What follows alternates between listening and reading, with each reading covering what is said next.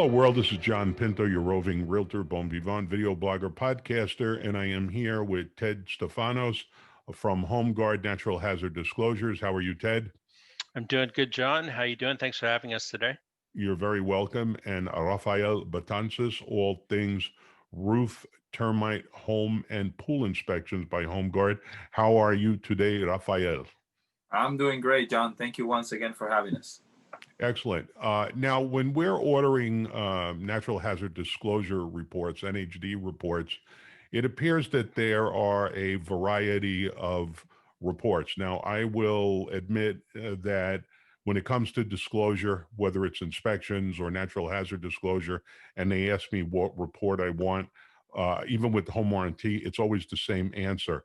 I want the Mac Daddy report. I want as much disclosure as possible. I don't want to cut any corners at all. I don't even bother to ask what my choices are. I just want the most disclosure. Could you enlighten us, Ted, on what different kinds of reports you can order, what the different costs of those reports are, what's the standard of practice, and what's the best practice? Sure, that's a good question. It's a very common question that we get. What we call our complete report is our NHD, tax, and environmental report. And that's really what we recommend. That would be the Mac Daddy report. So the NHD report covers about 25 different items, depending on what company, but usually NHD companies provide about 20, 25, 30 different disclosures. It used to only be natural hazards. It's called an NHD report, but there's a lot of things in there that are kind of man-made things. Could be right to farm or airport influence areas, formerly used defense sites, things like that. So that would be the NHD report. The tax report would be what's the Melrose and 1915 Bond Act assessment disclosure. That's the tax report. So that's what we call our basic NHD and tax.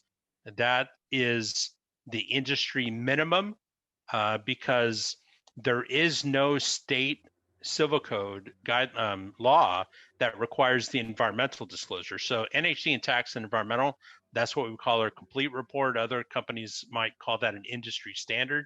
That includes environmental, which is including contamination. So some agents think environmental means like natural hazards, but environmental means environmental contamination. So it could be leaking underground fuel tanks, dry cleaners, anything that's left any kind of toxic material in the ground.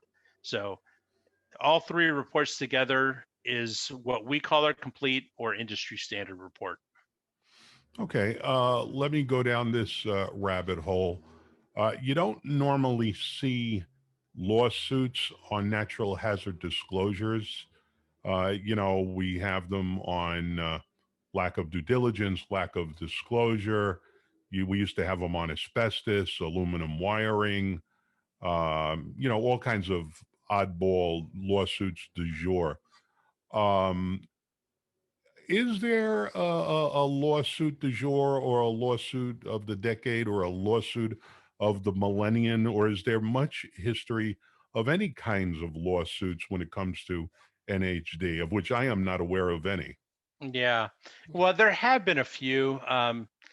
So I know there was a pretty significant one dealing with a mishap with the tax disclosure not being Hmm. properly disclosed, a Melrose tax. But I think what happened there is that it was such a new development that the previous year's tax rules didn't show a Melrose district, but it came up on once after the home was built.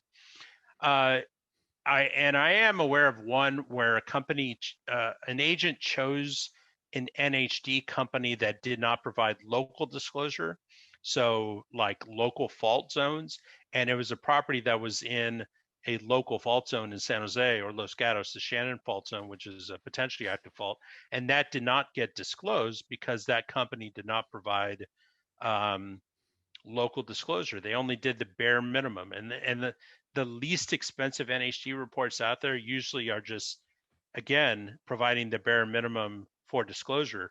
There's that gray area in disclosure called material facts, which is A material fact is anything that could affect the buyer's decision to purchase the property. And this information that's out there that is available on a local level, that's been adopted by general plans or easily accessible by the public, that information should be disclosed because it's something that may affect the buyer's decision to purchase the property, and it is publicly available. So there's a significant gray area out there because there's no state law saying that that information has to be a part of the NHD report, but it's out there. It's public information, and it's whether it's fault, landslide, liquefaction hazards, could be expansive soil, it could be subsidence. These are things that are provided on a local level that should be disclosed. So again, that's the more expensive NHD companies out there are the ones that are providing this information from those local city and county level sources.